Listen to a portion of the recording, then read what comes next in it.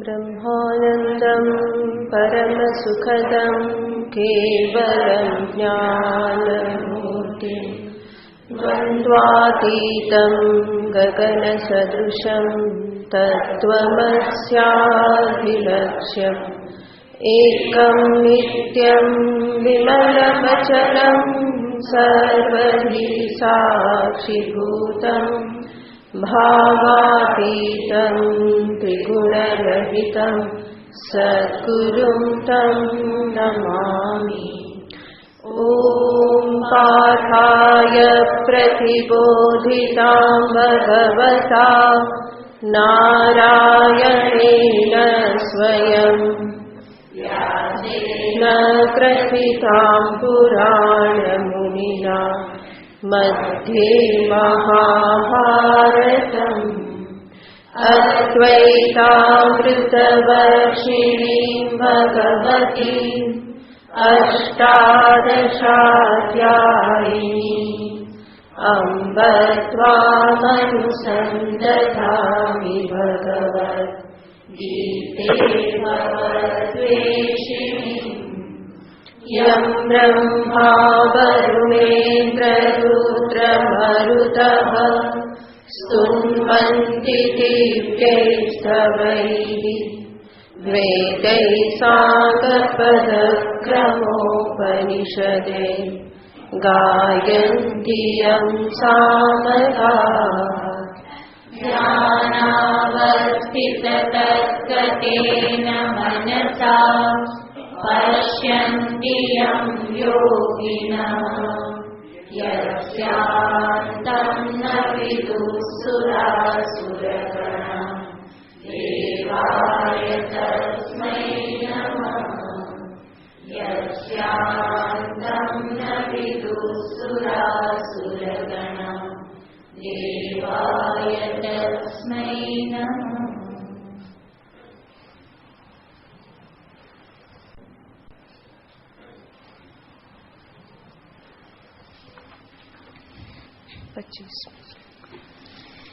अर्जुन उवाच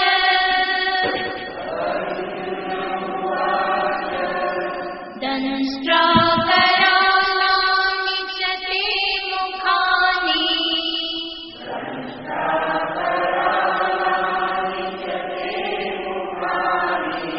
दृष्ट्वैव कालानलसन्निभानि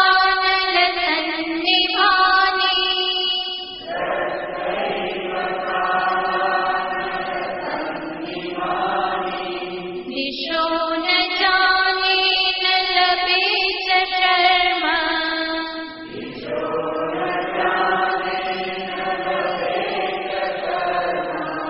प्रसीद देवेश जगन्निवास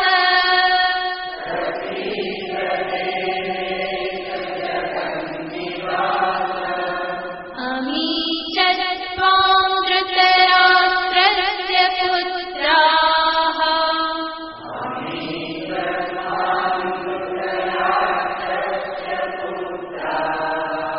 सर्वे सहैवावनिपालसङ्घैः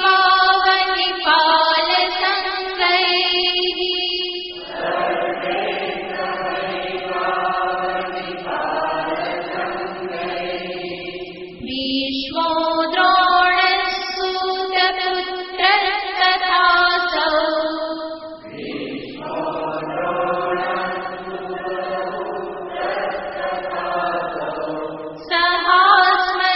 सहास्मदीयैरपि योधमुख्यैः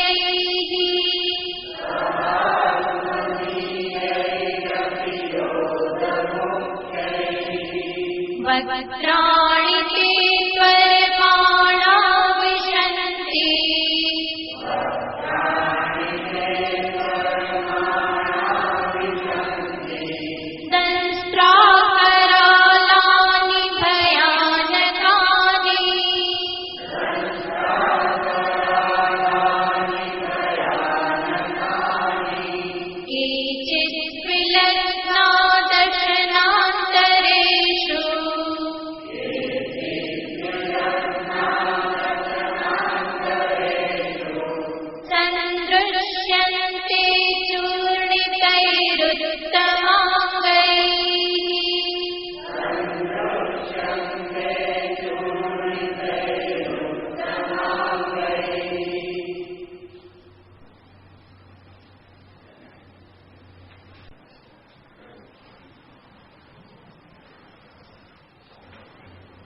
ભગવાન શ્રી કૃષ્ણચંદ્ર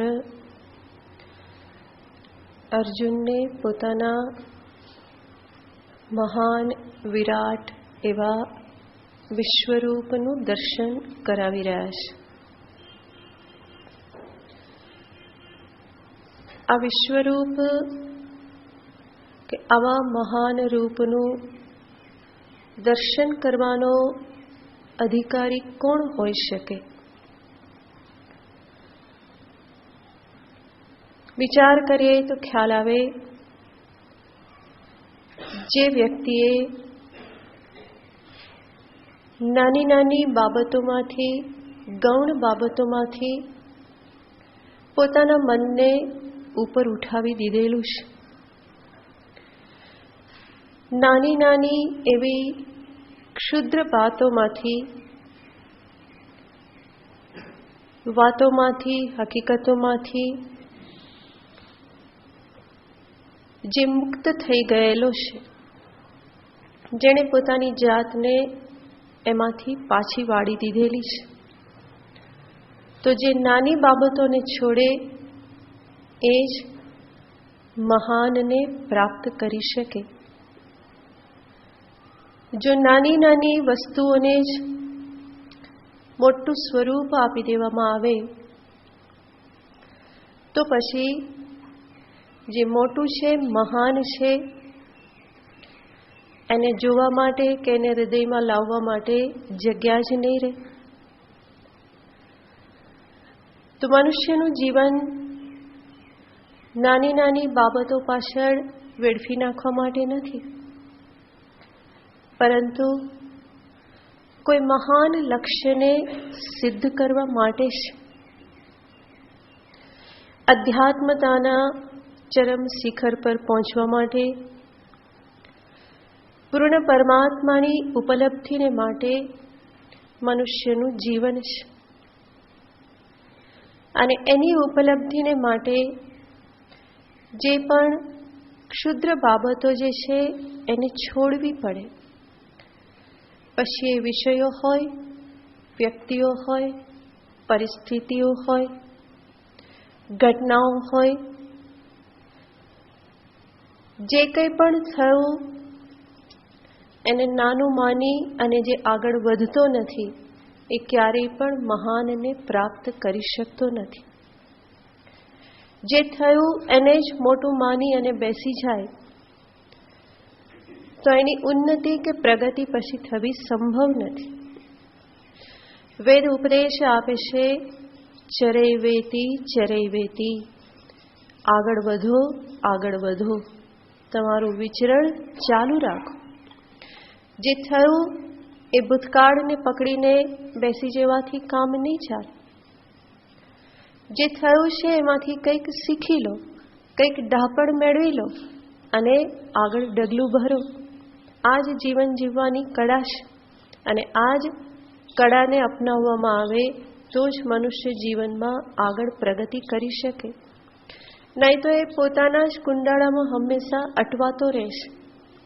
એવો ગૂંચવાઈ જાય છે જેવી રીતે ડેટકો કૂવામાં ગૂંચવાઈ જાય છે અને એને લાગે છે કે આટલી જ દુનિયા છે, પરંતુ એણે વિશાળ સમુદ્ર જોયેલો નથી. એવી જ રીતે મનુષ્ય પણ પોતાના નાના ક્ષેત્રમાં જ હંમેશા ગૂંચવાતો રહે તો એ ક્યારેય પણ વિશાળ જીવનને, મહાન જીવનને, પૂર્ણતાને ક્યારેય પણ પ્રાપ્ત નહીં કરી શકે. અર્જુન અહીંયા એક એવા અધિકારી છે કે જે ક્ષુદ્ર બાબતોને છોડવા માટે તૈયાર થયા છે અને એટલે જ ભગવાન એને આ મહાન દર્શન કરવાના અધિકારી માને છે. એની સામે પોતાનું વિરાટ સ્વરૂપ ભગવાને પ્રગટ કરી દીધેલું છે અને ભગવાન સાથે સાથે અર્જુનને દર્શાવવા માંગે છે કે અર્જુન, દ્રષ્ટિ વિશાળ કરો તો બધું સ્થાને દેખાશે. જે જ્યાં છે તે બધું બરાબર દેખાશે. દ્રષ્ટિ જેટલી સંકુચિત હશે એટલી જ એ દર્શન પ્રત્યે ફરિયાદો થશે. માટે જ હંમેશા સમગ્ર દર્શન કરવાનું હોય. કોઈ એક બાજુથી જોઈ અને કંઈ નિર્ણય લેવાનો ના હોય, પરંતુ વસ્તુનું, પરિસ્થિતિનું, વ્યક્તિનું સમગ્રતાથી દર્શન કરી અને એનું મૂલ્યાંકન કરવાનું હોય. સમગ્ર દર્શન વગર જ્યારે મૂલ્યાંકન કરવામાં આવે તો એમાં આપણે એને અન્યાય કરી બેસીએ છીએ અને એના પરિણામે કોઈને કોઈ પ્રકારની ફરિયાદો મનમાં હંમેશા ઉત્પન્ન થાય છે. તો પરિસ્થિતિને જ્યારે એક સમગ્ર રૂપે જોવામાં આવે, વ્યક્તિને સમગ્ર રૂપે જોવામાં આવે તો ખ્યાલ આવશે કે જે છે તે બરાબર છે. દરેક વ્યક્તિમાં ગુણ હોય છે, કંઈ ખામી હોય છે. દરેક પરિસ્થિતિની કોઈ પ્લસ સાઈડ હોય છે, માઇનસ સાઈડ હોય છે. તો આખું જગત તો દ્વંદ્વાત્મક છે. એમાં હું હંમેશા મારા ગમા અણગમાને સામે રાખીને વ્યવહાર કરું તો ક્યાંય અંત આવવાનો નથી. દ્વંદ્વાત્મક જગત એ વિરાટ પ્રભુનું સ્વરૂપ છે, પરમાત્માનું સ્વરૂપ છે અને એને સમગ્ર રીતે જો જોવામાં આવે તો એ સમગ્ર દર્શનમાં ક્યારેય પણ કોઈ તકલીફ નહીં થાય. અધૂરું દર્શન, અધકચરું દર્શન જે છે એ મને હંમેશા હેરાન કરનારું હોય છે. જ્યાં પણ કંઈ ફરિયાદ થાય તો મારે વિચારવું પડે કે મેં પૂર્ણ દર્શન કર્યું છે કે નહીં. ક્યાંક કંઈક બાકી રહી ગયું જોવાનું, એટલા માટે ફરિયાદ થાય છે. પછી એ પરિસ્થિતિના સંદર્ભમાં હોય, જીવનમાં કોઈ ઘટના ઘટિત થઈ અને તરત જ એ વિકટ પરિસ્થિતિ માટે આપણે ફરિયાદ કરીએ છીએ, આવું કેમ થયું, ભગવાને આવું કેમ કર્યું. પણ 6 મહિના પછી, વર્ષ પછી લાગે છે કે જે થયું તે સારું જ થયું. કોઈ વ્યક્તિના વિશે આપણને ફરિયાદ થાય કે આવું કેમ કરે છે, ત્યારે પણ આપણે એ વ્યક્તિને સમગ્રતાથી જોતા હોતા નથી. એનું બેકગ્રાઉન્ડ કેવું છે, એનું શિક્ષણ કેવું છે, એના સંસ્કારો કેવા છે, એને કેવો સંગ મળેલો છે, આ બધું આપણે પૂર્ણ રૂપે જોતા નથી અને પરિણામે એની કોઈક ખામી પ્રત્યે હંમેશા કમ્પ્લેન થતી રહે છે. તો જ્યારે સમગ્ર દર્શન કરવામાં આવે તો કોઈ ફરિયાદ ન રહે. અહીંયા વિશ્વરૂપનું દર્શન કરાવી અને ભગવાન કૃષ્ણચંદ્ર આપણને એ જ શીખવવા માગે છે કે સમગ્ર દર્શન કરો અને સમગ્ર દર્શનમાં સારું ખરાબ આ બંને બાબતો આવી જાય છે. ભગવાન એવું જ કંઈક અહીંયા અર્જુનને દર્શાવે છે. તો પહેલાં તો સૌમ્ય દર્શન ભગવાને કરાવ્યું અને હવે ભગવાન કહે છે કે મારા જ સ્વરૂપમાં આ જગતમાં જે કંઈ પણ ભયંકરતાઓ છે, તને ન ગમતું એવું છે, એ બધું પણ મારા જ સ્વરૂપમાં રહેલું છે. તો એવું જે ભગવાનનું વિકરાલ સ્વરૂપ, ભયંકર સ્વરૂપ જે છે એનું અર્જુન વર્ણન કરી રહેલા છે. અને છેલ્લે અર્જુને શું જોયું, જેમાં ભગવાન એને દર્શાવે છે કે સર્વે કૌરવ અને પાંડવની સેનાના યોદ્ધાઓ એ બધા જ ભગવાનના કાળરૂપી મુખમાં પ્રવેશ કરી રહેલા છે. તો ભગવાનના મુખ કાલ જેવા છે, અગ્નિ જેવા છે અને એમાં આ બધા જ પ્રવેશ પામી રહેલા છે. અને પ્રવેશ કેવો થઈ રહેલો છે તો કે લાચારીથી અવશ્ય થઈ અને એ બધા એમાં પ્રવેશ પામી રહેલા છે. વક્ત્રાણી તે ત્વરમાણા વિશંતિ, આપના આ બધા મુખોમાં એ બધા બહુ ત્વરાથી, બહુ ઝડપથી એમાં એ બધા પ્રવેશ કરી રહેલા છે. અને જે કોઈ પણ પ્રવેશ પામે છે બધાનું શું થાય છે તો કે નાશ થઈ જાય છે. બધા જ ભગવાનના મુખની વચ્ચે ચવાઈ જાય છે. તો ચૂર્ણિતૈહિ ઉત્તમાંગૈહિ વિલગ્નાહ. તો કેટલા બધા આમાંના યોદ્ધાઓ એવા છે કે જેનું મસ્તક ભગવાનની દાઢો વડે ચવાઈ ગયેલું છે અને ત્યાંથી એ લટકી રહેલા છે, ક્યાંક ભરાઈ ગયેલા છે. તો આવી રીતે અર્જુન આ ભયાનક દર્શન કરે છે. અને જે રીતે ભગવાનના કાલાગ્નિ રૂપ મુખમાં આ બધા જ પ્રવેશ પામી રહેલા છે, કેવા વેગથી પ્રવેશ પામી રહેલા છે, કેવી રીતે પ્રવેશ પામી રહેલા છે એને દર્શાવવા માટે અર્જુન આગળ ઉપમા આપે છે. યથા નદીનાં બહવો વેગાઃ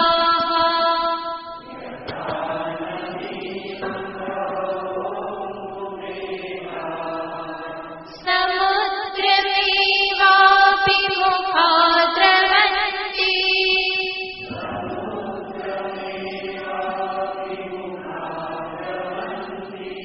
તથા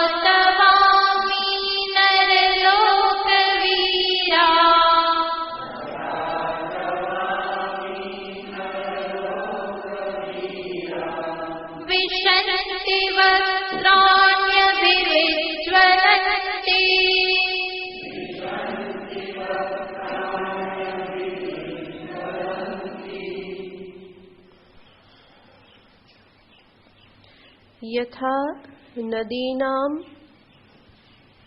बहवः अंबुवेगाः, જેવી રીતે નદીઓનો પ્રચંડ એવો જલપ્રવાહ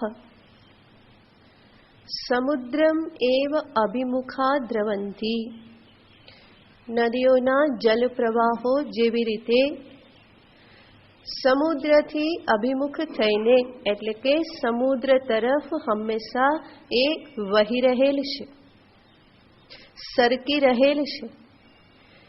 તથા અમી નરલોક વીરાહા, એવી જ રીતે આ બધા નરલોક મર્ત્યલોકના આ બધા વીર પુરુષો, આ બધા જ યોદ્ધાઓ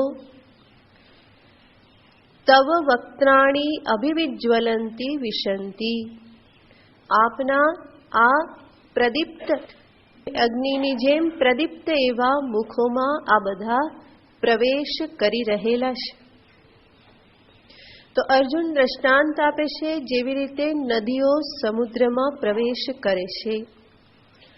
આવું દ્રષ્ટાંત અર્જુન શા માટે આપે છે? તો ત્યાં આપણે જોઈએ તો નદીઓ જે સમુદ્રમાં પ્રવેશ કરે છે તો એ કેવી રીતે પ્રવેશ કરે છે? તો કે નદીઓની સમુદ્ર તરફની જે ગતિ જે છે એ વિકલ્પ રહિતની સ્વાભાવિક ગતિ છે. નદીઓ પાસે કોઈ વિકલ્પ નથી કે સમુદ્રમાં પ્રવેશ કરવો કે ના કરવો. નદીનું જલ નીચાણવાળા પ્રદેશ તરફ વહી જાય એ સ્વાભાવિક જ છે. કોઈ વિકલ્પ ત્યાં રહેલો નથી. જવું કે ના જવું એ નદી પાસે વિકલ્પ નથી. તો એના તરફ એની જે ગતિ જે છે એ બહુ સ્વાભાવિક એવી વિકલ્પ રહિતની ગતિ છે.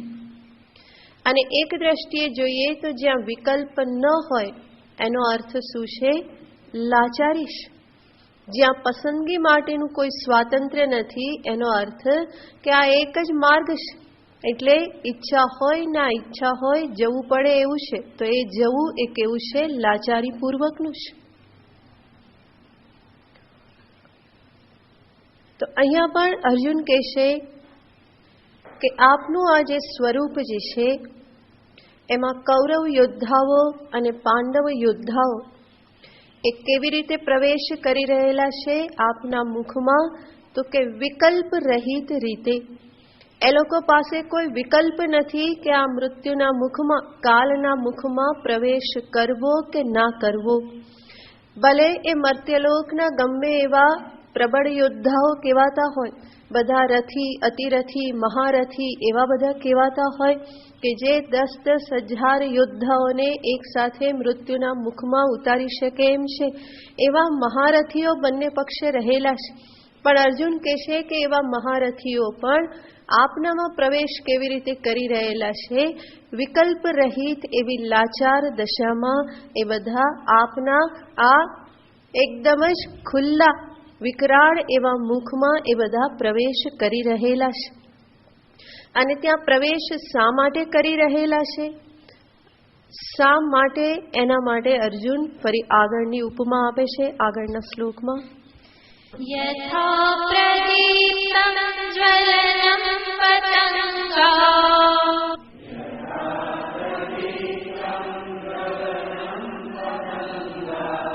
વિશન્તિ નાશાય સમૃદ્ધ વેગાઃ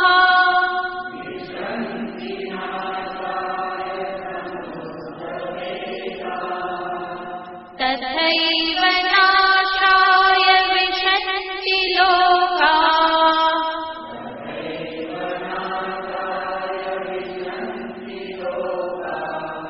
તવાપિ વક્ત્રાણિ સમૃદ્ધ વેગાઃ.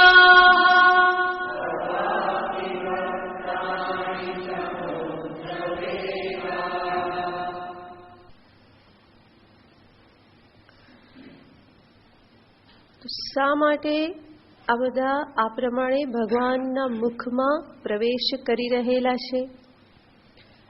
તો તો અર્જુન કહેશે નાશાય, પોતાના નાશને માટે, ખપી જવાને માટે, નાશને માટે એ બધા આ પ્રમાણે પ્રવેશ કરી રહેલા છે.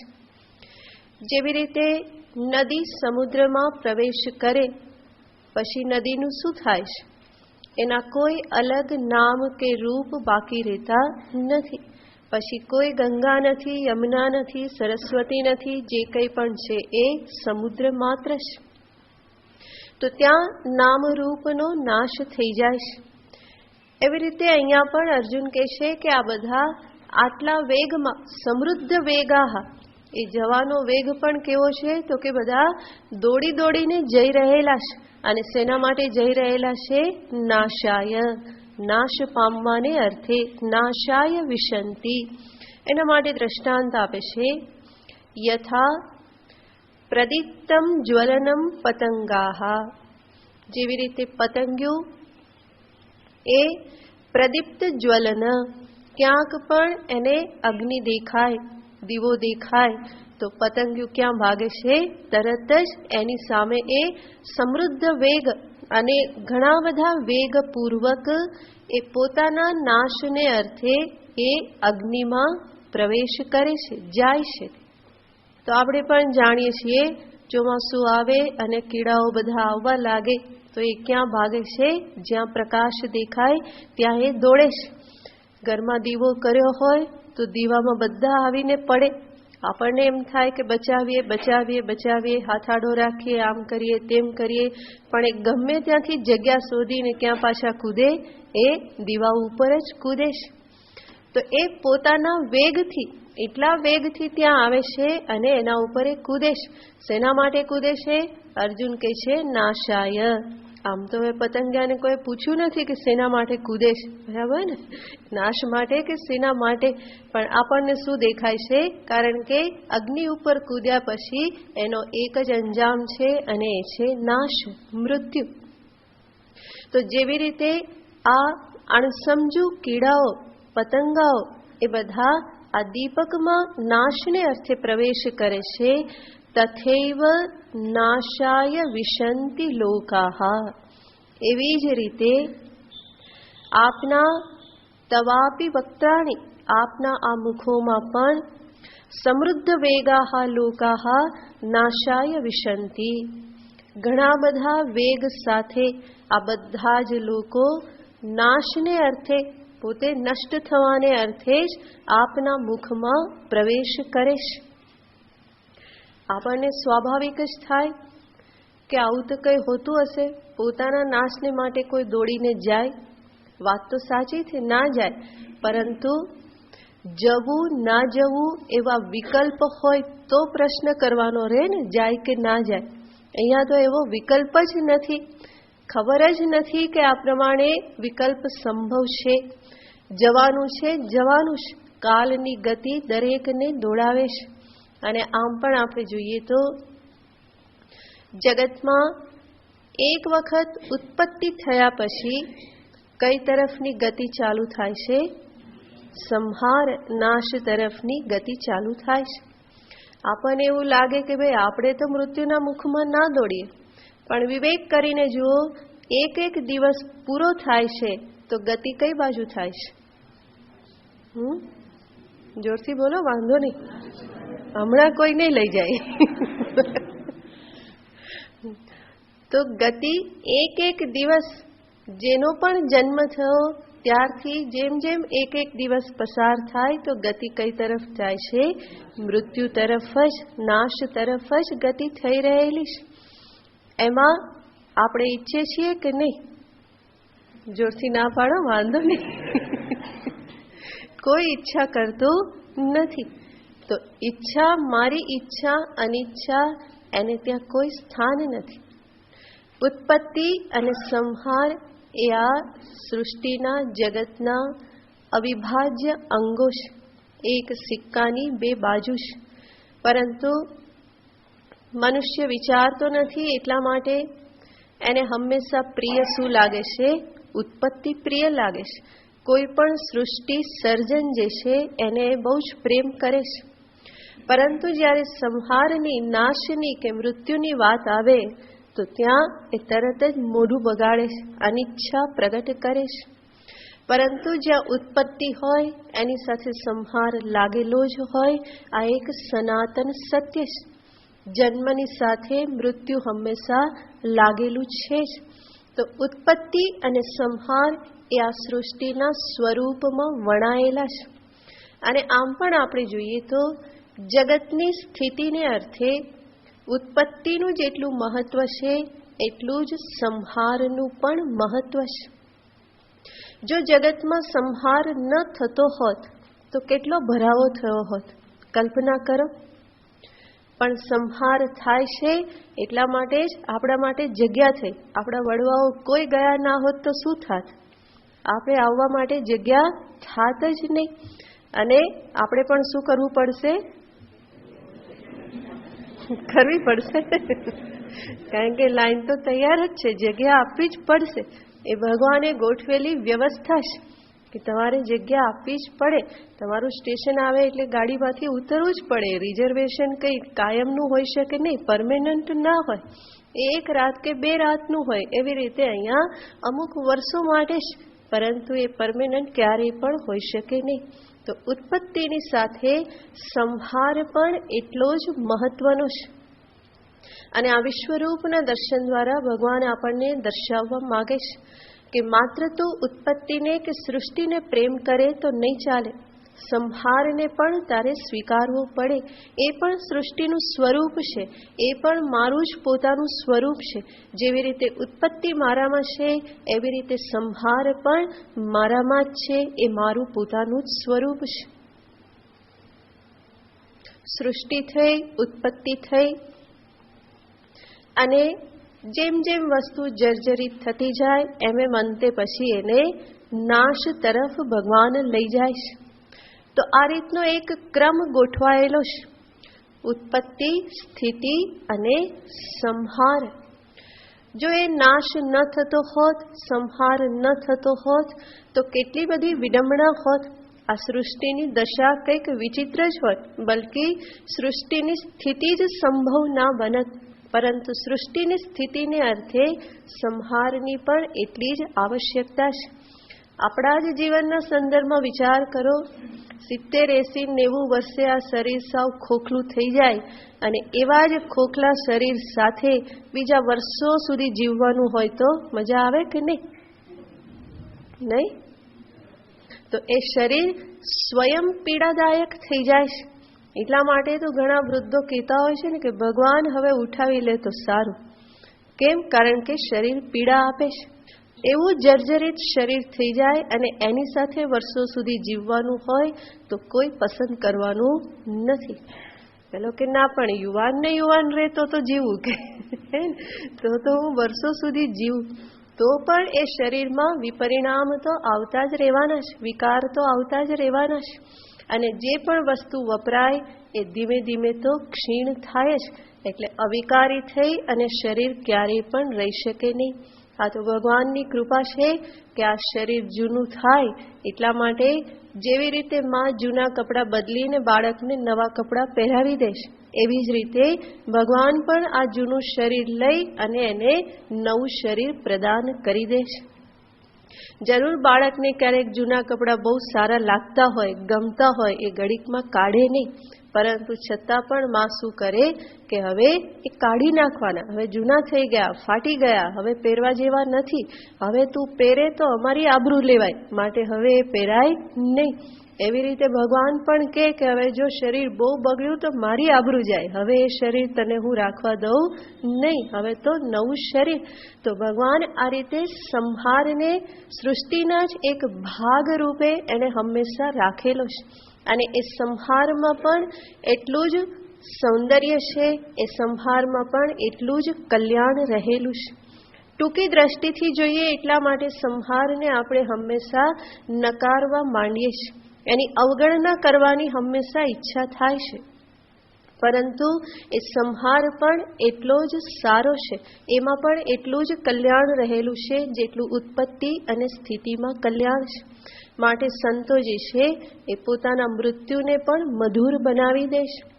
જ્યાં સુધી મૃત્યુને તમે હંમેશા દૂર રાખવા માટે ભયભીત થઈ અને એનાથી ભાગવા માટે પ્રયત્ન કરો તો એ હંમેશા તમને હેરાન કરવાનું છે. પરંતુ મૃત્યુને જીવનના એક તથ્ય રૂપે જ્યારે તમે સ્વીકારી લો તો એ મૃત્યુમાં પણ સૌંદર્ય છે, એમાં પણ મધુરતા છે.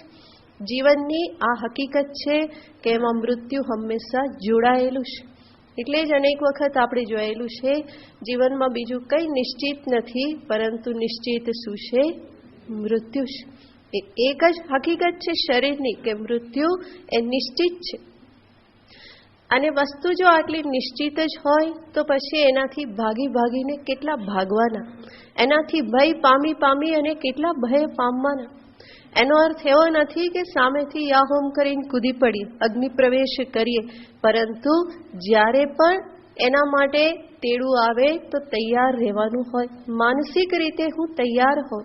માટે સાધકોને માટે કહેવામાં આવે છે કે હંમેશા પોતાના મૃત્યુનું ચિંતન કરો. એ મૃત્યુનું ચિંતન જે છે એ મૃત્યુના ભયથી મને મુક્ત કરનારું છે. વાસ્તવમાં જોઈએ તો રોજ રાત્રે સુષુપ્તિમાં જઈએ તો એ એક પ્રકારનું મૃત્યુ જ છે. બધું તો વિસ્મરણ થઈ જાય છે, પોતાના શરીર સહિત કંઈ જ યાદ રહેતું નથી. પણ છતાં રાત્રે સૂઈએ ત્યારે આશ્વાસન શું છે? સવારે જાગીશું એટલું જ આશ્વાસન નથી, સાથે સાથે શું છે? મારી આજુબાજુની દુનિયા જેવી છે એવી એવી મને પાછી સવારે મળશે. એ સૌથી મોટું આશ્વાસન છે. ધારો કે કહેવામાં આવે કાલ સવારે ઉઠીશ પછી આમાંનું કંઈ નહીં મળે તો કે મને ઉઠાડતા જ નહીં કે તો માત્ર ઉઠવાનું આશ્વાસન નથી, પરંતુ આશ્વાસન મોટું શું છે? મારી આજુબાજુની દુનિયા, મેં ઊભી કરેલી દુનિયા, મેં પકડેલી દુનિયા મને ફરી પાછી મળી જવાની છે. જ્યારે મૃત્યુ વખતે શું લાગે છે? બધું હાથમાંથી ગયું, છૂટ્યું. જીવનભર મહેનત કરીને બધું ભેગું કર્યું ને મારું કર્યું ને એના માટે કેટલા લડાઈ ઝઘડા કર્યા અને શું કર્યું, ત્યાગ કર્યું, એ બધું હવે શું કરવાનું? બધું છોડીને જવાનું, કંઈ હાથમાં નહીં રહે. તો આ વસ્તુ સૌથી વધારે હેરાન કરનારી છે. પણ એ હકીકત છે, કંઈ હાથમાં સાથે આવતું નથી. તો એનો પણ સ્વીકાર કરવો રહ્યો. બધું આ શરીર સાથે જોડાયેલું છે. શરીર છે ત્યાં સુધી બધું છે, એ નથી તો એમાંનું કંઈ નથી. માત્ર સૂક્ષ્મ શરીર અને એમાં રહેલા ધર્મ મારી સાથે આવવાના. માટે કંઈ સાથે લઈ જવાની ઈચ્છા હોય તો જે સાથે આવી શકે એવું ભેગું કરવાનું હોય. જે સાથે આવી જ ના શકે એને ભેગું કરીને શું કરવાનું? જેમ આપણે ટ્રાવેલિંગ કરીએ અને ફ્લાઇટમાં જવાનું હોય તો એના નિયમ છે કે ભાઈ આ વસ્તુ તમે લઈ જઈ શકો ને આ ના લઈ જઈ શકો. આપણને જ્યારે ખબર હોય તો આપણે એનું પેકિંગ કરતા નથી. ખબર છે કે જો આમાં રાખીશું તો એ લોકો કઢાવી જ લેશે, લઈ લેશે, અને એટલા માટે આપણે એને રાખતા નથી, કારણ કે એ સાથે લઈ જવાય એવું નથી. તો મનુષ્ય જીવનમાં પણ સમજવું પડે કે આગલી યાત્રાને અર્થે, બીજા શરીરની યાત્રાને અર્થે હું સાથે શું લઈ જઈ શકું એમ. ધર્મ મારી સાથે આવે એમ છે તો હું ધર્મ એકત્રિત કરું, સત્કર્મ કરું, પુણ્યકર્મ કરું કે એ પૂંજી મને આગળની યાત્રામાં પણ કામ લાગે. અને એવી રીતે જીવન જીવવામાં આવે તો મૃત્યુ પણ પછી એટલું બિહામણું નહીં લાગે. જીવનમાં આવી રીતે વિચાર કરતા કરતા જીવ તૈયાર થઈ જાય છે. એ માનસિક રીતે તૈયાર થઈ જાય કે આ હકીકત છે, જે કંઈ પણ સ્થૂળ જગત જે છે એને છોડીને મારે જવાનું છે. શરીર જ જ્યાં છોડીને જવાનું છે તો શરીરની સાથે જોડાયેલા જગતની તો વાત જ ક્યાં કરવી.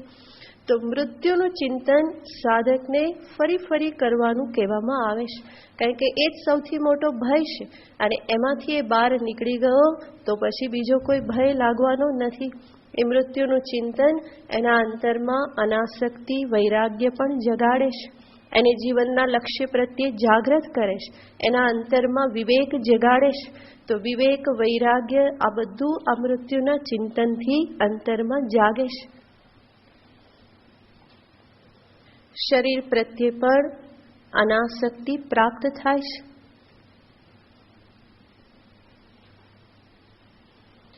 શરૂમાં જ્યારે ચિંતન કરો તો શરૂઆત તો થશે, પછી એમ થાય કે ના આવું ક્યાં વિચારવાનું, એટલે અધૂરું ફરી પાછું છોડી દેવાશે કે આવું વિચારવાની શું જરૂર, જે થશે તે થશે, ત્યારે જોઈ લેવાશે એમ.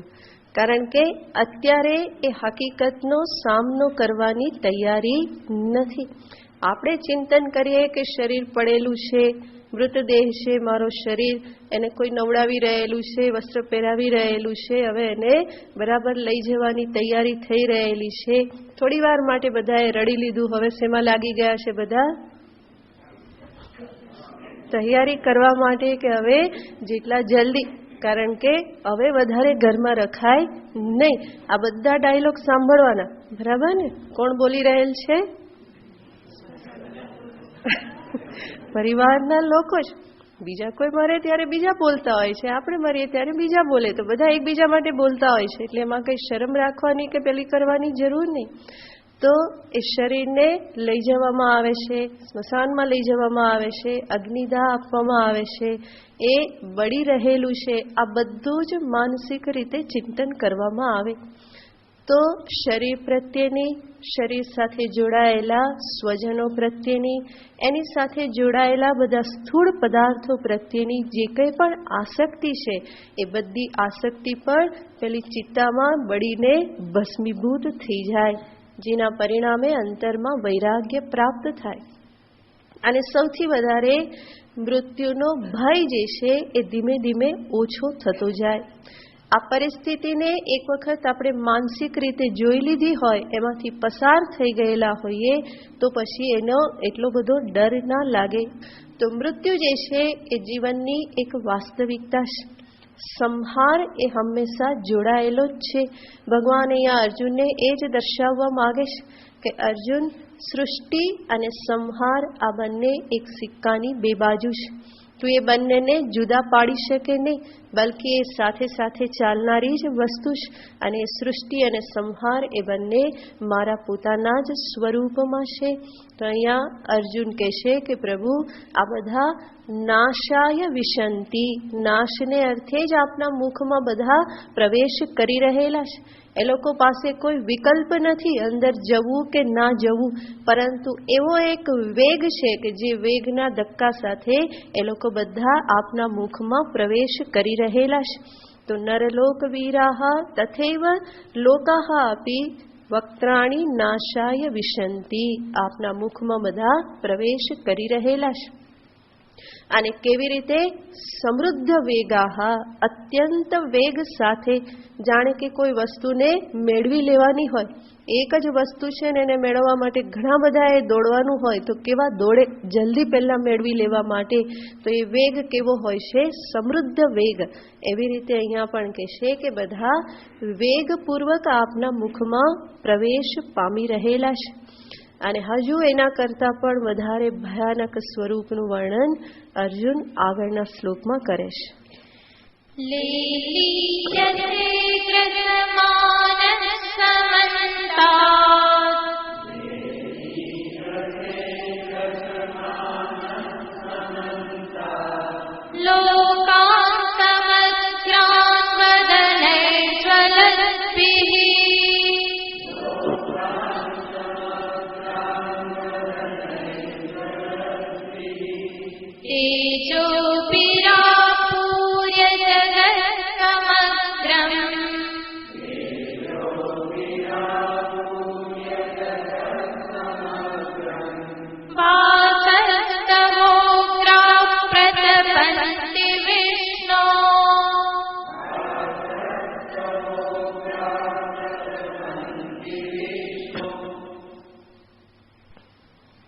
હે વિષ્ણુ, અર્જુન સંબોધન કરે છે.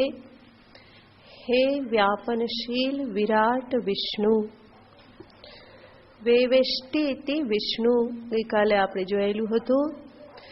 જે વ્યાપીને રહે, જેવી રીતે એક પુસ્તકને આપણે એક વસ્ત્રમાં બાંધી દઈએ તો પુસ્તક ઉપર વસ્ત્ર કેવું થઈ ગયું કહેવાય? વ્યાપ્ત થઈ ગયું. એને કહેવાય વેવેષ્ટનમ. તો વેવેષ્ટિ વિષ્ણુ, જે સમગ્ર જગતને વ્યાપી લે છે, પોતાની અંદર સમાવી લે છે, એને કહેવાય વિષ્ણુ. તો અર્જુન કહેશે કે હે વિષ્ણુ, આપ તો લેલીહ્યસે. લેલીહ્યસે એનો અર્થ થાય છે કે આપ શું કરી રહેલા છો? તો કે ચાટી રહેલા છો. આ જે કંઈ પણ આપના મુખમાં આવ્યું છે બધાને તમે જાણે કે આસ્વાદ લઈ રહેલા છો. ભગવાનને માટે આ બધા જ એના મુખમાં હોમાઈ રહેલા છે. શું થઈ રહેલું છે? જાણે કે ફીસ્ટ મળેલી છે ભગવાનને. જેવી રીતે સિંહ પોતાના શિકારને બહુ આરામથી અને ખાતો હોય, એવી જ રીતે અહીંયા કહેશે લેલી હશે. ભગવાન ભાષ્યકાર એનો અર્થ આપતા કહેશે આસ્વાદયસી. આપને તો જાણે બહુ સ્વાદ આવી રહેલો હોય એવી રીતે આપ આ બધું ચાટી રહેલા છો. તો જીભ જેવી રીતે ખૂબ સારું લાગે અને જીભને હોઠ ઉપર ફેરવવામાં આવે, એને લપકા મારતી જીભ જે છે, અર્જુન કહેશે કે આપ એવી રીતે આ બધું ચાટી રહેલા છો. બધા રાજાઓ જે આપના મુખમાં હોમાઈ રહેલા છે, આપની દાઢની વચ્ચે બધા ચવાઈ રહેલા છે, અને એના પરિણામે જે કંઈ પણ મુખની આજુબાજુ લાગી ગયું હશે એ બધાને ભગવાન શું કરે છે? પોતાની લાંબી લાંબી લપકારા મારતી જીભ વચ્ચે જીભથી એ બધાને ભગવાન ચાટી રહેલા છે. તો અર્જુન કહે છે કે આપ તો જાણે આસ્વાદ લઈ રહેલા છો. ગ્રસમાન સમંતાત. ગ્રસમાન આ બધાને ખાનારા, બધાને ગ્રાસ કરનારા, કોડિયા કરી જનારા, બધી બાજુથી આ સમગ્ર લોકને કોડિયા કરી જનારા એવા તમે શું કરો છો? લેલી હશે. તમે એ ચાટી રહેલા છો. અને કોઈ એક જીભથી નહીં, ભગવાનની કેટલી બધી જીભ છે, કેટલા બધા મુખ છે, એ બધાને એક સાથે. આમાંનું કોઈ તમને પાછળના પિક્ચરમાં નહીં દેખાય.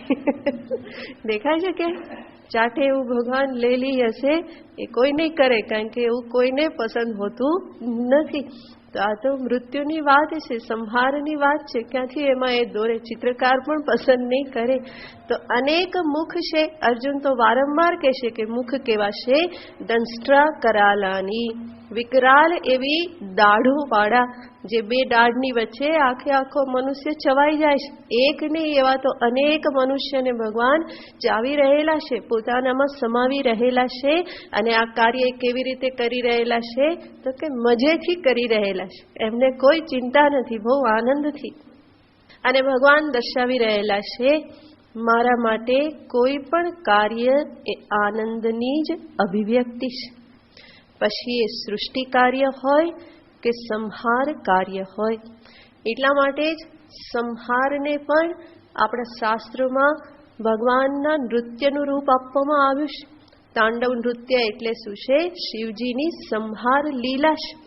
તો એ સંહાર કરે તો પણ કેવી રીતે કરે છે? નૃત્ય કરતા કરતા કરે છે. એનો અર્થ શું? સંહાર કરવો એ પણ એમના માટે આનંદ કે પૂર્ણતાની જ અભિવ્યક્તિ છે. એક કાર્ય સારું, બીજું કાર્ય ખરાબ, એવું ભગવાનની દ્રષ્ટિમાં નથી. સૃષ્ટિરૂપી કાર્ય જેટલું કલ્યાણમય છે, સંહારરૂપી કાર્ય પણ એમની દ્રષ્ટિમાં એટલું જ કલ્યાણકારી છે.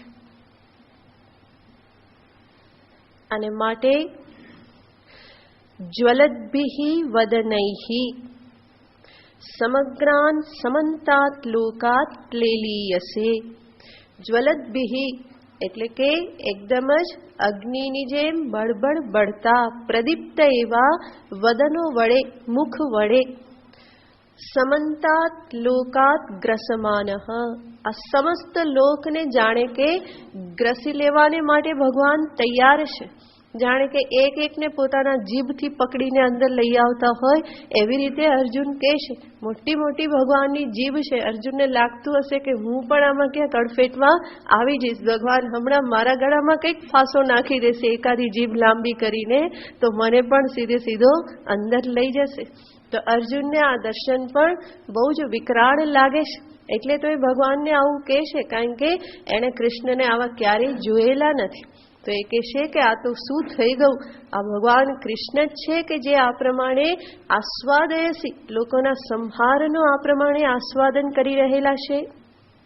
અને આગળ કહેશે તેજોભિઃ સમગ્રમ જગત આપૂર્ય. આપ આપના તેજ વડે સમગ્ર જગતને આપૂર્ય, પરિપૂરિત કરીને.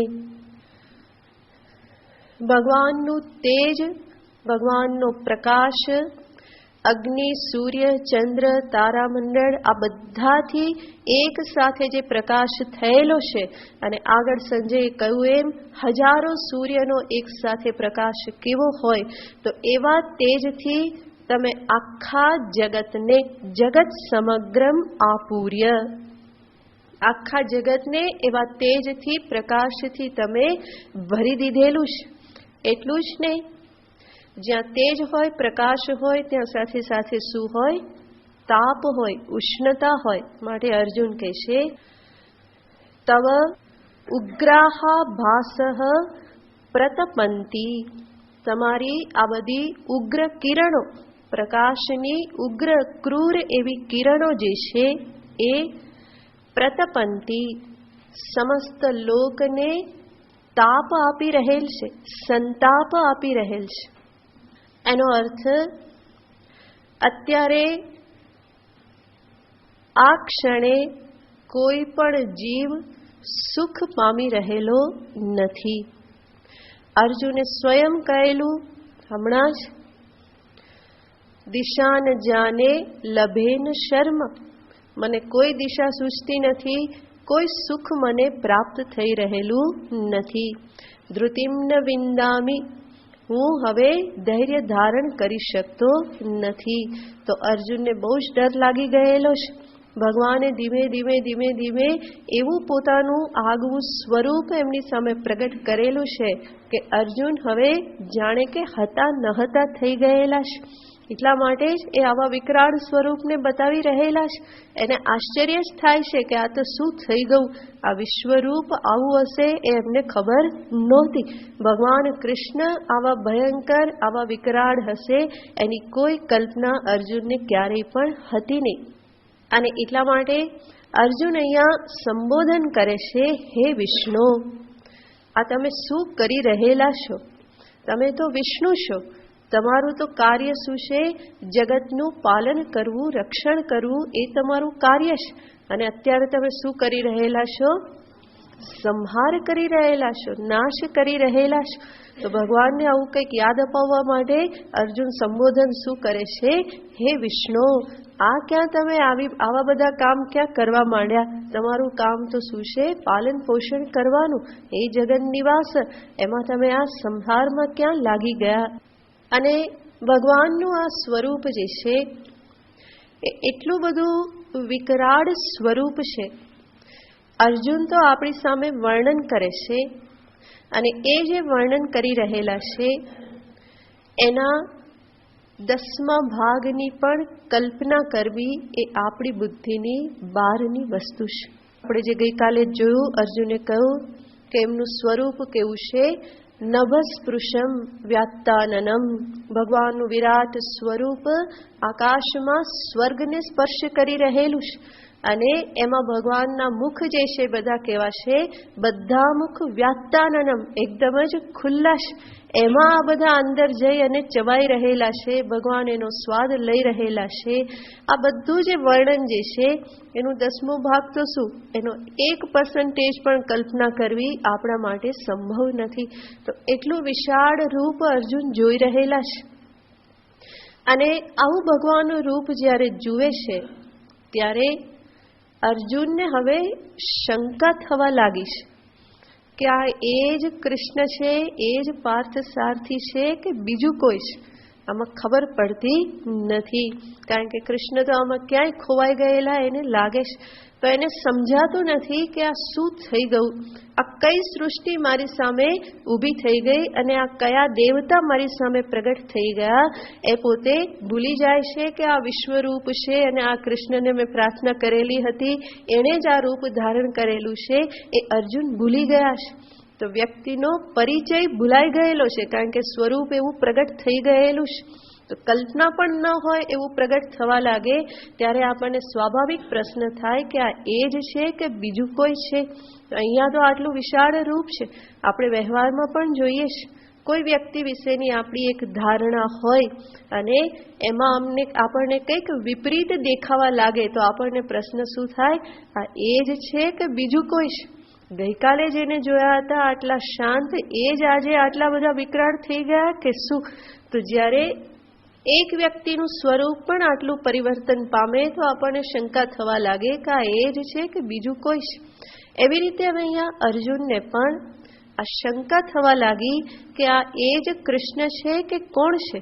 કંઈ ખબર પડતી નથી, આમાં કંઈ ઓળખાણ કંઈક લાગતી નથી, કોઈ પરિચય ખબર પડતી નથી કે આ કોણ પ્રગટ થઈ ગયું. અને એટલા માટે અર્જુન હવે આગળ ભગવાનને પ્રશ્ન પૂછે છે કે ભવાન કહ, આપ કોણ છો? ત્યાં સુધી અર્જુન પહોંચી ગયેલા છે. તો આગળના શ્લોકમાં પહોંચે છે, આખ્યાહિ મે કો ભવાનુગ્ર રૂપો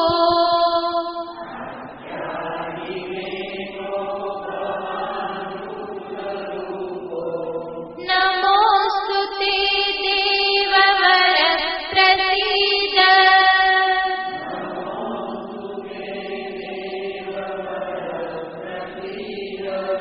વિજ્ઞાતુમિચ્છામિ ભવन्तમાદ્યમ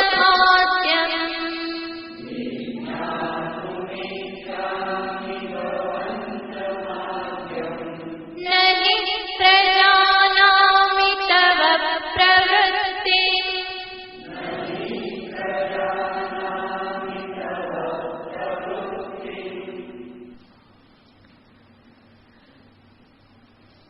ભવાન કહ,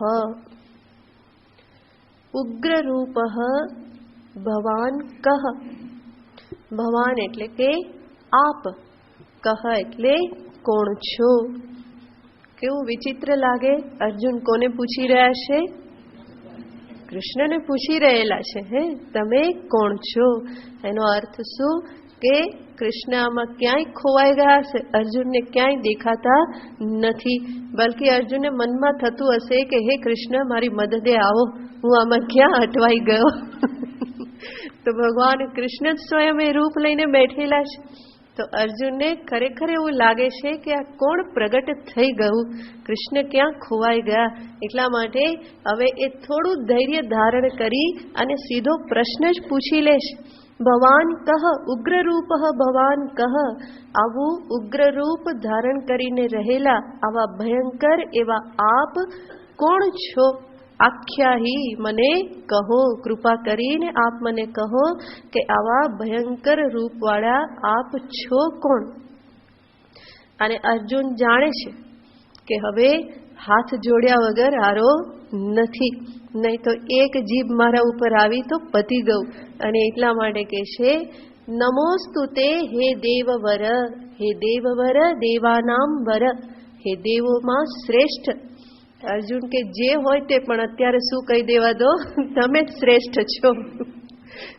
તો હે દેવાનામ વર, દેવતાઓમાં શ્રેષ્ઠ, હે દેવવર, નમોસ્તુ, આપને નમસ્કાર છે. નમસ્કાર કરવા જ પડે એવું છે, બીજો કોઈ ઉપાય નથી. તો બે હાથ જોડીને કહેશે, આપને નમસ્કાર છે. પ્રસિદ્ધ, કૃપા કરો, મારા ઉપર પ્રસન્ન થાવ. પ્રસન્ન થાવ એનો અર્થ અહીંયા શું છે? કૃપા કરીને મને છોડો હવે આમાંથી, બરાબર? તો પ્રસિદ્ધ, હવે આ બધું સમેટો અને મને ક્યાંક એવી જગ્યાએ લાવો કે મને ફરી ધૈર્ય પ્રાપ્ત થાય, કઈ શાંતિ મળે, સુખ મળે. પ્રસિદ્ધ, મારા પર પ્રસન્ન થાઓ. ભવંતમ આદ્યમ વિજ્ઞાતુમ ઈચ્છામિ, આપનું આદ્ય સ્વરૂપ, પૂર્વ સ્વરૂપ જે છે એને હું જાણવા ઈચ્છું છું. નહીં પ્રજાનામિ તવ પ્રવૃત્તિ, આ તમે શું પ્રવૃત્તિ કરી રહેલા છો મને કંઈ ખબર પડતી નથી. આવા કામ ક્યાં તમે કરવા લાગ્યા અને આવા કામ કરનારા તમે છો કોણ? તો અર્જુનને કેટલા બધા ધન્યવાદ આપણે આપવા પડે કે આટલું બધું જોયા પછી પણ એ આટલી હિંમત કરી અને ભગવાનને પૂછે છે કે તમે છો કોણ, મને કહો. તમારું આદ્ય સ્વરૂપ શું છે, સાચું સ્વરૂપ શું છે, અને આ તમે જે પ્રવૃત્તિ કરી રહેલા છો, આ ધમાચકડી મચાવી રહેલા છો, બધાને ખાઈ રહેલા છો, એ ન જાનામી, આ તમારી પ્રવૃત્તિ મને કંઈ સમજમાં આવતી નથી. એવા તે તમે કયા દેવ છો કે તમે આવી પ્રવૃત્તિ કરી રહેલા છો? તો કો ભવાન ઉગ્ર રૂપ આખ્યાહી, મને તમે કહો કે વાસ્તવમાં તમે છો કોણ? તો વિચાર કરો અર્જુનની મનોદશા કેવી હશે, ક્યાંથી ક્યાં પહોંચી ગયું, ક્યાં દિવ્ય માલ્યાંબરધરમ દિવ્ય ગંધાનુલેપનમ, એ તો બધું ક્યાંય છું થઈ ગયું. અર્જુનને કંઈ યાદ નથી કે પહેલાનું ભગવાને આવું રૂપ બતાવ્યું હતું. એ કૃષ્ણ જ આ ચતુર્ભુજ વિષ્ણુ રૂપે આ પ્રમાણે પ્રગટ થયેલા હતા. એ અર્જુન બધું ભૂલી ગયા. એને અત્યારે હવે આ ભયંકર વિકરાળતા જ હવે એમની બુદ્ધિમાં ઘૂસી ગયેલી છે. અને વાત સાચી જ છે, આવું હોય એ જ યાદ રહે. એની પહેલાનું સૌમ્ય ક્યાં અત્યારે યાદ આવવાનું છે, કારણ કે ચારે બાજુ તો આ કાલ સંહાર કરી રહેલો છે. બધાના મૃત્યુનું એ દર્શન કરી રહેલા છે, સંહાર લીલાને જોઈ રહેલા છે. અને એટલા માટે અર્જુન ભૂલી ગયેલા છે કે આ એ જ કૃષ્ણ કે જેણે મને વિશ્વરૂપ દેખાડ્યું છે. માટે એ કૃષ્ણને જ પૂછે છે, ભવાન કહ ઇતિ આખ્યાહી, આપ મને કહો કે આપ કોણ છો? અને આપ સાથે સાથે કેવા છો? ઉગ્ર રૂપ, આપનું રૂપ કોઈ સૌમ્ય રૂપ કે જોવું ગમે એવું તો છે નહીં, પરંતુ ઉગ્ર રૂપ છે, ક્રૂર રૂપ છે. અને સમસ્ત લોકને તમે સંતાપ આપી રહેલા છો, તો આવું કાર્ય શા માટે કરી રહેલા છો? આવી તમારી પ્રવૃત્તિ મને તો સમજમાં આવતી નથી કે આ તમે શું કરી રહેલા છો અને શા માટે કરી રહેલા છો. પણ અર્જુન જાણે છે કે બહુ વધારે શબ્દો વપરાય એવું નથી. અને એટલા માટે કે છે, નમોસ્તુ તે, આપને તો દૂરથી જ નમસ્કાર કરું. પ્રસિદ્ધ, મારા ઉપર તમે કૃપા કરો. અને આપનું જે આદ્ય સ્વરૂપ એટલે આ ક્યાંથી ક્યાં પહોંચેલું છે ને હવે તમે ક્યાંથી શરૂઆત કરી હતી, શું થયું હતું, ત્યાં ફરી પાછા મને લઈ જાઓ. આપનો આદિ ક્યાં છે, આપનું પૂર્વ સ્વરૂપ શું છે, એ હું જાણવાની ઈચ્છા કરું છું. અર્જુને આ પ્રમાણે કહ્યું અને પછી અર્જુન ચૂપ થઈ ગયા. પછી અર્જુનની પણ બોલતી બંધ થઈ ગઈ કે હવે આગળ કંઈ આપણાથી બોલાશે નહીં. અને જ્યારે જીવ ચૂપ થાય તો કોણ બોલવાનું શરૂ કરે? ઈશ્વર પરમાત્મા બોલવાનો પ્રારંભ કરે. તો અર્જુને હાથ જોડ્યા, નમસ્કાર કર્યા. નમસ્કાર એ સમર્પણનું પ્રતીક છે. જ્યારે આ પ્રમાણે સમર્પણ થયું, અર્જુન ચૂપ થયા, તો ભગવાન પછી બોલવાનું પ્રારંભ કરે છે. તો ભગવાનના વચનો સાંભળવા હોય તો પહેલા શું થવું પડે? ચૂપ થવું પડે, બરાબર ને? તો ભગવાન પણ રાહ જોતા હતા કે અર્જુન ચૂપ થાય તો હું એને કંઈક કહું. પરંતુ અર્જુનની દશા એવી હતી કે હવે ક્યાં પૂરું કરવું ખબર પડતી નહોતી. તો ઘણી વખત લોકો બોલવા ઊભા થાય ને પછી આવું થાય, માઇક તો હાથમાં લઈને બોલવાનું શરૂ કરે, પછી પૂર્ણ મદદ ક્યારે કરવું એ ખબર પડે નહીં. અને એટલા માટે ચાલ્યા જ કરે. પછી કોઈએ એને ઈશારો કરવો પડે કે હવે બસ, ત્યારે પછી એમ થાય કે હવે અહીંયા અટકી જઈએ. તો નહીં તો એ ચાલ્યા જ કરે. તો અર્જુનને પણ એવું થતું હતું કે એક વખત વર્ણન કરવાનું શરૂ કર્યું, પછી ખબર નહોતી પડતી કે હવે ક્યાં અટકવું અને કેવી રીતે અટકવું.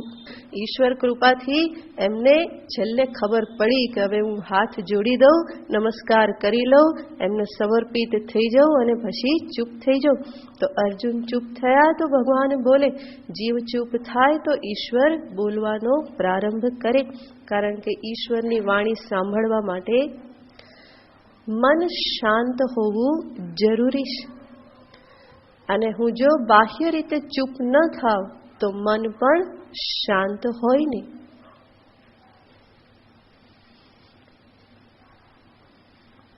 અને આ એક શિષ્ટાચાર છે કે સામેની વ્યક્તિ જ્યાં સુધી બોલતી હોય ત્યાં સુધી બીજી વ્યક્તિએ ચૂપ રહેવાનું હોય. નહીં તો એ પણ બોલે ને આ પણ બોલે તો સાંભળે કોને? બધાએ એક સાથે બોલવાનું એ કોઈ શિષ્ટાચાર નથી. બોલવાનું હોય, વારાફરતી બોલવાનું હોય, એક બોલે બીજો સાંભળે. બધા એક સાથે બોલે તો એને સમજવાનું કે બધા અશિષ્ટ છે, શિષ્ટાચારથી અનભિજ્ઞ છે, અજ્ઞાત છે. અને ભગવાન તો શિષ્ટાચાર શિરોમણી છે. ગમે એટલા નાચકૂદ કર્યા હોય પરંતુ શિષ્ટાચારમાં ભગવાન કૃષ્ણ ક્યારેય પણ પાછળ રહ્યા નથી. જ્યાં પણ જે કરવાનું હોય એ કરે છે. તો અહીંયા પણ ભગવાન જાણે છે અર્જુન ચૂપ ના થાય ત્યાં સુધી મારાથી બોલાય નહીં. હવે અર્જુન જ્યારે ચૂપ થયા તો ભગવાન જે અર્જુને પૂછેલું છે એનો ભગવાન જવાબ આપે છે આગળના શ્લોકમાં. શ્રી ભગવાન વાચ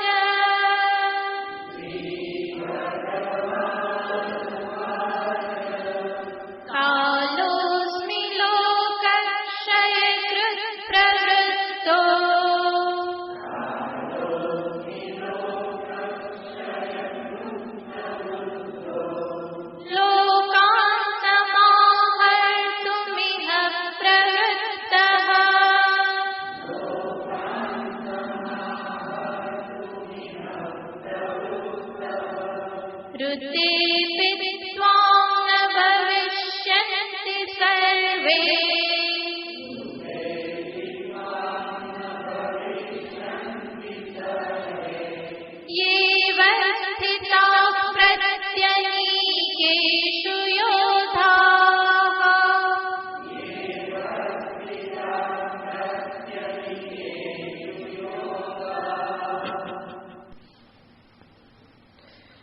શ્રી ભગવાન ઉવાચ.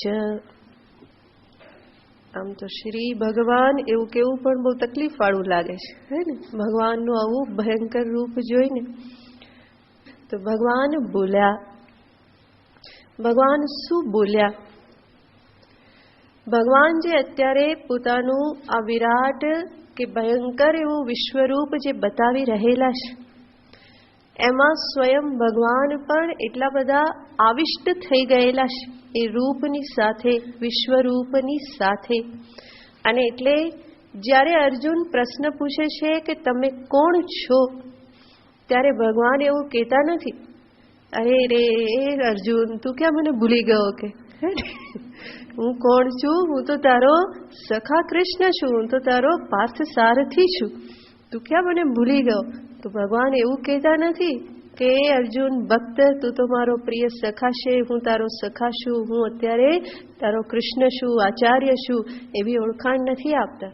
પરંતુ ભગવાને જે રૂપ અત્યારે પ્રગટ કરેલું છે વિશ્વરૂપ, એની સાથે જ ભગવાન અત્યારે આવિષ્ટ છે, એની સાથે એકાકાર થઈ ગયેલા છે.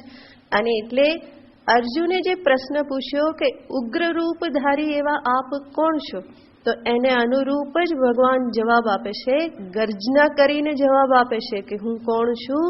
કાલોસ્મી, હું સાક્ષાત કાલ છું, કાલ સ્વરૂપ છું. કાલોસ્મી અને કાલનું કાર્ય શું છે? લોકક્ષયકૃત, લોકનો ક્ષય કરનાર, સંહાર કરનાર. અહમ સાક્ષાત કાલઃ અસ્મિ. તો કાલનું આ કાર્ય છે ક્ષયકૃત એટલે કે ક્ષય કરનાર, સર્વનો સંહાર કરનાર, ક્ષય કરનાર. અહમ કાલઃ અસ્મિ.